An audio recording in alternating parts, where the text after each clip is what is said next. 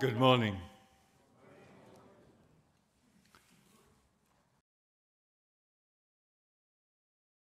Cuando el Santo Padre me pidió que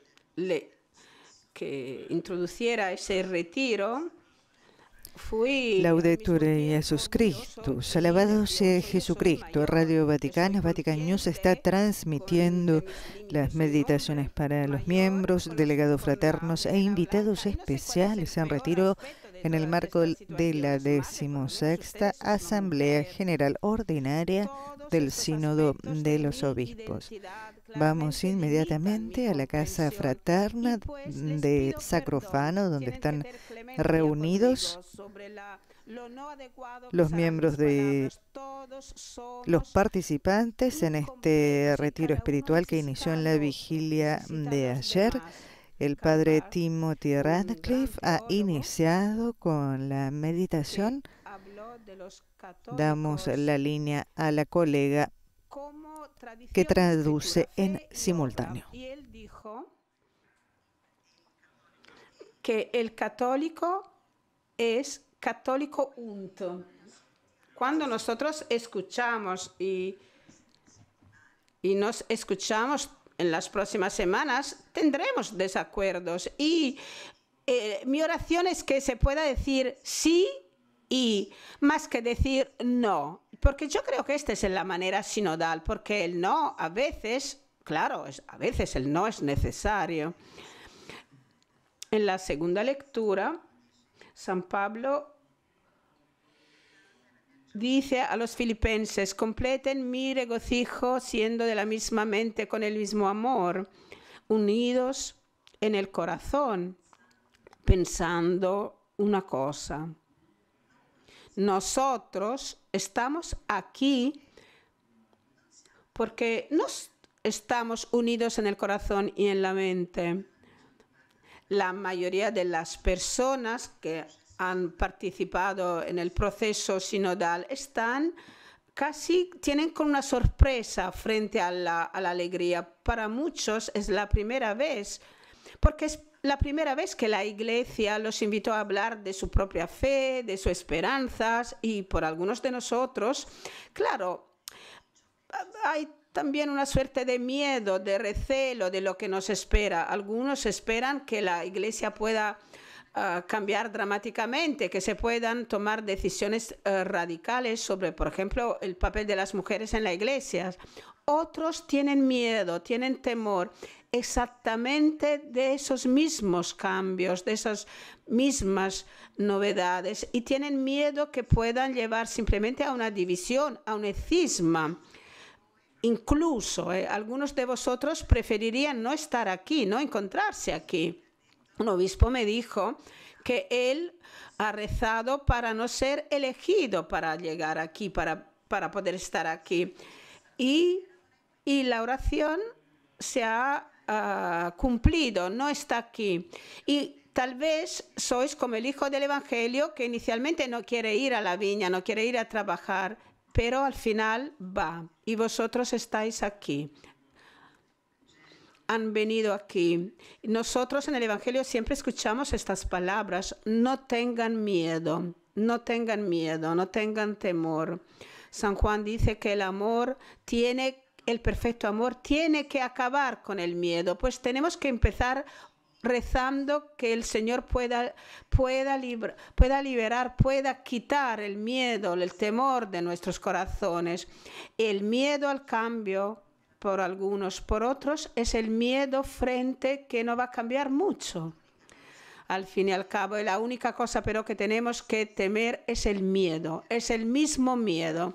Claramente todos nosotros tenemos nuestros miedos, nuestros recelos, pero San Tomás de Aquino, y quiero mencionarlo en todas las conferencias, claro, nos enseñó que la valentía, el coraje es rechazar ser esclavo, ser limitado por el miedo. Tenemos que ser siempre sensibles a los miedos, a los temores de los demás, sobre todo con los que no estamos de acuerdo, con los que tenemos discrepancias. Como Abraham, nosotros no sabiendo a dónde vamos, a dónde estamos yendo, pero si nosotros libramos nuestros corazones del temor, va a ser maravilloso, va a ser bello, mucho más allá de nuestra misma imaginación. A dirigirnos en nuestro retiro, nosotros vamos a tomar la transfiguración. Ese es el retiro que Jesús ofrece a sus discípulos más cercanos antes de empezar el primer sínodo de la vida de la Iglesia hacia Jerusalén. Ese retiro en la montaña era necesario porque tenían miedo del mismo camino que tenían que emprender juntos. Hasta que el momento habían vagado, caminado por el norte de Israel, y Pedro confesó que Jesús era el Cristo, y después les invita para que se pudiera ir a Jerusalén, donde Jesús iba a sufrir, morir y después la resurrección de los muertos. Y no consiguen aceptarlo. Pedro dice, no, Satán, enemigo, las pequeñas comunidades está paralizada, como paralizada. Y Jesús los lleva a la montaña para su retiro. Escuchemos el cuento de lo que aconteció. Todos, Jaime, Juan, Pedro, todos en la montaña, solos, y se ha transfigurado delante de ellos. Sus vestidos se han hecho blancos como nadie de la tierra podía verlo, y se ha presentado como Moisés hablando con Jesús. Y después dijo, Rabbi, es bonito para nosotros estar aquí. Tenemos unas tiendas para Moisés y para los otros. No sabía qué responder. ¿Por qué? Porque tenían miedo, y llegó una nube que los cubrió. Y con su sombra llegó una voz que dijo, ese es mi hijo, escúchenlo. Y improvisamente, mirando alrededor, ya no había nada entre ellos, solo estaba Jesús. Y ese retiro nos da el coraje, la esperanza, les da a todos la valentía de emprender su camino. No todo está bien, pero se pelean sobre quién es el mejor, no entienden al Señor, pero están en el camino, con la esperanza frágil. Y pues nosotros nos estamos preparando para nuestro sínodo en ese retiro, y como discípulos en la montaña escuchamos al Señor. Y cuando dentro de 3 días empezaremos, seremos como los discípulos. Tendremos problemas, nos vamos a entender, vamos a pelear, pero el Señor nos va a guiar, nos va a dirigir hacia la muerte y la resurrección de la Iglesia. Y pues tenemos que pedir al Señor de darnos la esperanza, nosotros también. La esperanza que el sínodo pueda llevarnos a la renovación de la Iglesia y no a la división, una esperanza que podemos acercarnos cada vez más uno con el otro como hermanos y hermanas. Y esa no es solo nuestra esperanza para la Iglesia Católica, sino es la esperanza para todos nuestros hermanos y hermanas bautizados. Las personas hablan a veces de un invierno ecuménico. Esperemos en una primavera ecuménica y tendremos que encontrarnos sobre la esperanza para la humanidad. El futuro no es bonito. La catástrofe ecológica amenaza la destrucción de nuestras casas y de nuestra casa común. Las inundaciones están afectando al mundo. Por ejemplo, en el verano pasado, pequeñas islas están desapareciendo por debajo del nivel del mar. Millones de personas están huyendo de la pobreza, de la violencia.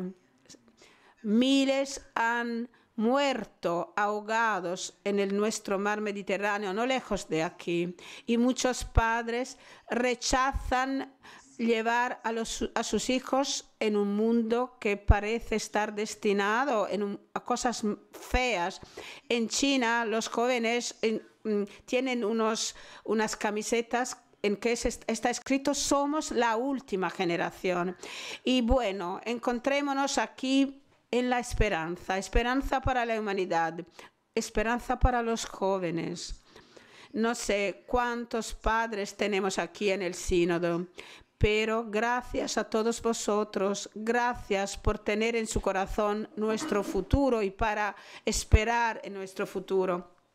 En Sudán, en la frontera con el Congo, por ejemplo, yo regresé a Inglaterra sentado cerca de un niño que estaba llorando y ha llorado por 7 horas, por todo el viaje. Y he tenido pensamientos casi homicidas. Pensaba en Herodes, pero que el maravilloso ministerio sacerdotal es crecer a los niños, abrir sus corazones, abrir sus mentes a la promesa de la vida. Y los padres, los profesores, son los primeros ministros de la esperanza. Y bueno, nos encontramos en la esperanza, en la Iglesia y para la humanidad. Pero, hermanos y hermanas, que esta es la dificultad. Tenemos esperanzas que contrastan y que están en contradicción la una con la otra. Y somos como los discípulos, exactamente como los discípulos. La madre de Jaime y Juan esperaba que ellos se sentaran a la izquierda y a la derecha del Señor y alejar a Pedro. Había una rivalidad, había incluso en el círculo más estrecho de los amigos y de los amigos de Jesús. Judas esperaba en una rebelión contra los romanos y otros discípulos simplemente esperaban no morir, no ser matados, pero continuaron caminando juntos. Y pues, ¿cuál es la esperanza compartida que podemos tener para ese sínodo? Es en la última cena se recibió una esperanza más allá de todo lo que se podía imaginar, que podían imaginar el cuerpo y la sangre de Cristo, la nueva alianza, la vida eterna. Y a la luz de esa esperanza eucarística, todas sus esperanzas conflictivas, en conflicto la una con la otra, se han disuelto, se han eliminado. Judas estaba desesperado, es lo que dice San Pablo, esperar contra la esperanza, pues la esperanza que trasciende a todas nuestras esperanzas, pues nosotros estamos reunidos como discípulos en la última cena y no como un sitio de debate político para ver quién va a ganar. No, la esperanza es nuestra esperanza. Es nuestra esperanza eucarística. He echado un vistazo a ese memorándum del 93 cuando empezaban los problemas en Ruanda. Tenemos que visitar a nuestras dominicas, a nuestras hermanas dominicas en el norte de Ruanda, y el embajador de Bélgica dijo: no van, no tienen que dejar la casa hoy. El país tiene muchísimas dificultades, está en llamas, pero yo era tonto, era joven, ahora soy tonto, pero soy mayor, soy anciano. Y bueno, en aquel entonces hemos asistido a cosas terribles. Un hospital repleto de niños y de personas jóvenes que habían perdido miembros, piernas, brazos por causa de las bombas. Niños sin ojos, sin brazos. Y el papá de ese niño que había perdido el ojo y las piernas, el papá lloraba y yo también lloré, acompañado por 2 niños, cada uno hacía saltitos solo con una pierna, con unas... y con nuestras hermanas. Y se esperaba que yo dijera algo, pero ¿qué podía decir? ¿Cuáles palabras podía decir frente a una violencia tan fuerte, tan terrible? No hay palabras, estaba sin palabras. Y después me recordé la palabra del Señor. Haga todo eso en memoria mía. Tenemos algo que hacer. En la última cena parecía que el futuro no existiera. Todo que estaba adelante era fracaso, desintegración de la comunidad, sufrimientos, muerte. Y en este momento tan oscuro, Jesús hizo el gesto de la esperanza mayor para la humanidad, del mundo, la esperanza. Ese es el cuerpo mío ofrecido para vosotros. Esa es la sangre mía para vosotros.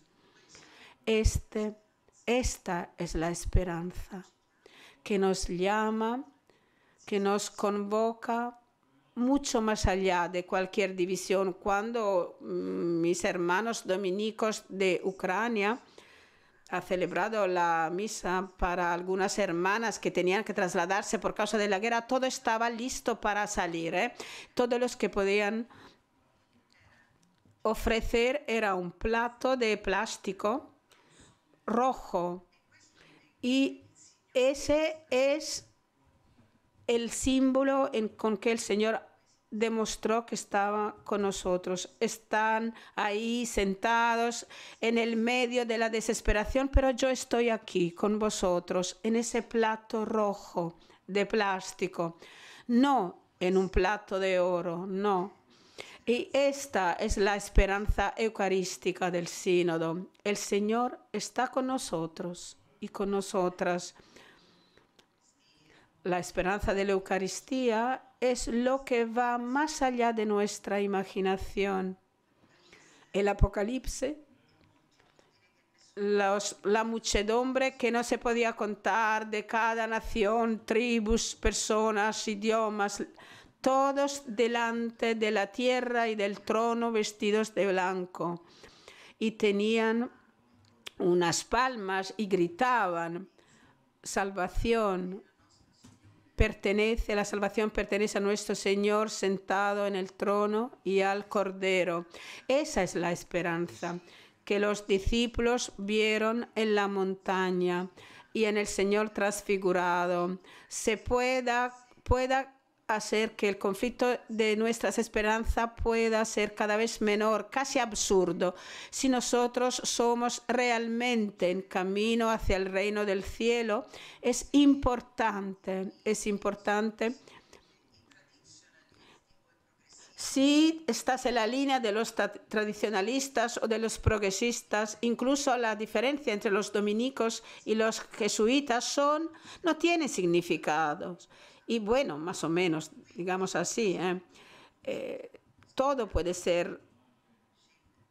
Y la cosa importante es escuchar que baja de la montaña.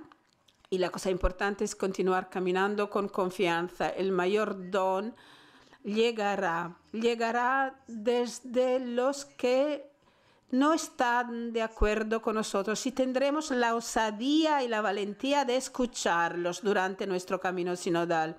Nosotros a lo mejor seremos preocupados si vamos a conseguir resultados. Los medios de comunicación podrán decir que son solo palabras. Se podrá ver si tendremos decisiones valientes sobre 3, 4 temas candentes. Y es importante recordar, pero, que los discípulos en aquel primer sínodo, yendo hacia Jerusalén, parecía que no habían alcanzado nada y han buscado incluso detener a Bartolomé para que pudiera ser tratado. Casi parecía todo inútil, pero cuando la muchedumbre se reunió alrededor de Jesús y los discípulos pidieron al Señor: ¿cómo podemos alimentar a estas personas con el pan, con el poco que tenemos? Él dice: 7 panes y pocos peces. Y si nosotros pero ofrecemos con generosidad lo que tenemos en ese sínodo, será más que suficiente. El Señor nos dará los frutos. En Bagdad tenemos una casa para niños abandonados gestionada por las hermanas de Madre Teresa. Nunca me voy a olvidar de la pequeña Nula, 8 años, nacida sin los brazos y sin las piernas.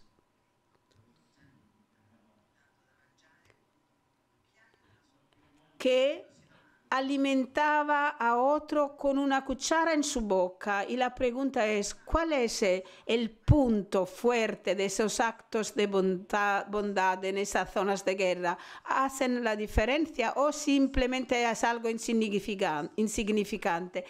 Pero sí se pueden hacer, y si nosotros hacemos esos pequeños actos buenos y permitimos al Señor de la cosecha yo creo que todo eso es suficiente. Y hoy nos estamos reunidos en la fiesta de Santa Teresa de Lisieux, y ella nos invita a seguir a su pequeño camino, su pequeña vía que llega al reino. Teresa nos dijo: recuérdense que nada es pequeño para los ojos y a los ojos del Señor. En Auschwitz, Primo Levi, judío italiano, a Primo Levi Lorenzo ha donado a Primo un pequeño pan cada día, y él escribió: es gracias a Lorenzo si estoy vivo hoy en día, y no tanto por la ayuda material, sino porque él con su presencia me ha recordado simplemente su manera natural de ser bueno, y me ha recordado que existe un mundo fuera de mí en que algunos son oscuros, no corruptos, no salvajes, algo difícil para definir, una posibilidad remota de bien. Y por eso merece la pena sobrevivir. Gracias a Lorenzo, yo conseguí no olvidarme que soy un hombre. Un pequeño pan salvó a su alma.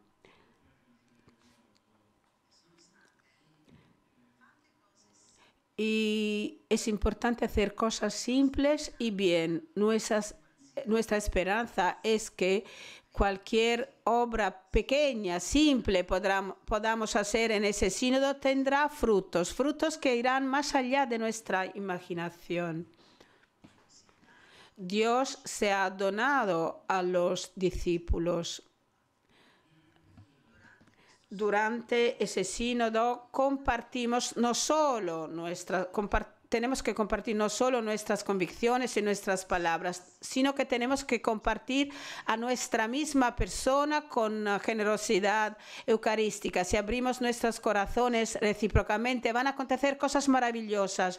Y los discípulos aunan todos los pequeños fragmentos de pan y de peces, y nada se va a despilfarrar. Y Pedro intenta interrumpir a Jesús en su vía hacia Jerusalén, porque no tiene sentido para Pedro hacer todo eso. Es algo absurdo ir ahí para ser matado. La desesperación no es pesimismo, es el terror que nada signifique nada, que nada tenga más significado. La esperanza no es optimismo. Es la confianza que todo lo que vivimos experimentando, toda nuestra confusión, nuestro dolor, de alguna forma va a ser visto como algo significativo. Nosotros, pues, tenemos confianza, y en ese caso, San Pablo dice: para ahora yo sé una parte, pero después voy a entender, sucesivamente voy a entender. Y incluso el hecho que voy a ser comprendido, pues violencia sin significado destruye, acaba con todo el significado y mata a nuestras almas.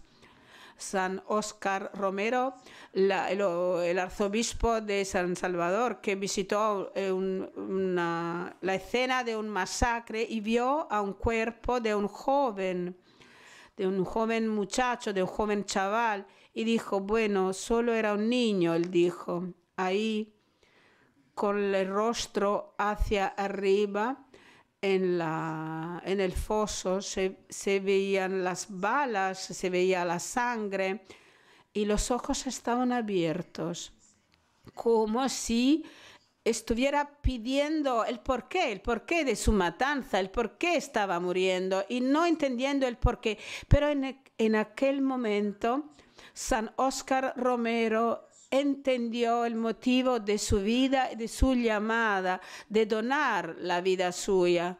Sí, él no tuvo miedo hasta el final. Su cuerpo estaba con sudor, mirando al hombre que estaba matándole. Pero ya no era el esclavo, ya no era más el esclavo del temor y del miedo. Y ojalá que en este sínodo no haya violencia, pero a menudo nos preguntamos, ¿cuál es el punto de todo eso? Pero si nosotros escuchamos a Él y nos escuchamos recíprocamente, vamos a entender cuál es el camino a seguir. Este es nuestro testimonio cristiano en un mundo que está perdiendo la confianza en el hecho que la existencia humana pueda tener un significado.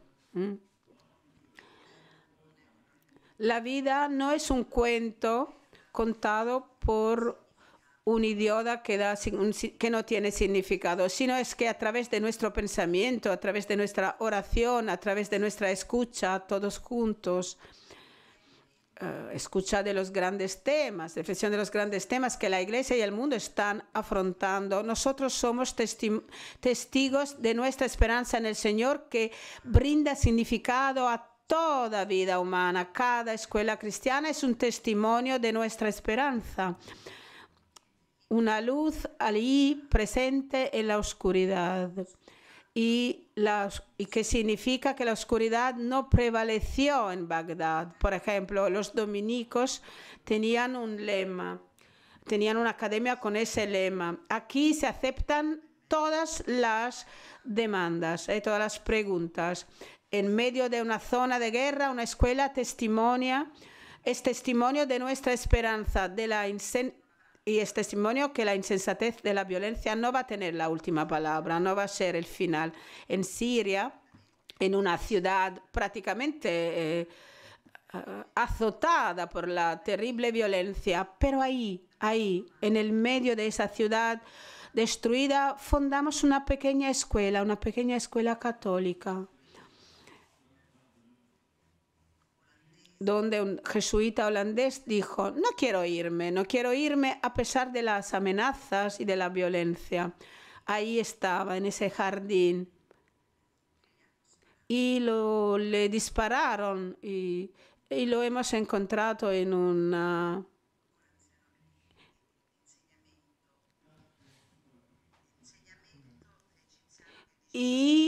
Pero en un aula hemos visto una enseñanza egipcia. Esa es la esperanza, formar a nueva generación de chicos para que puedan entender el nuevo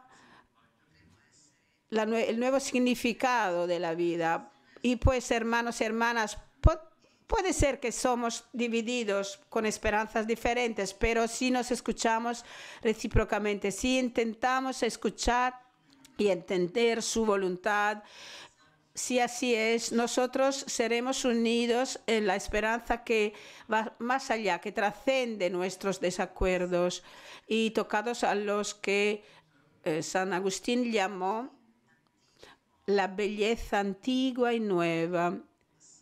yo te he saboreado y el deseo que tengo para ti, tú me has tocado y yo tengo el fuego para tu paz. Y en la última sesión vamos a ver otra manera en que podamos ser divididos en la comprensión de ese tipo de en qué tipo de casa puede ser la iglesia, pero mañana vamos a ver cómo trascender y ir más allá de esta división.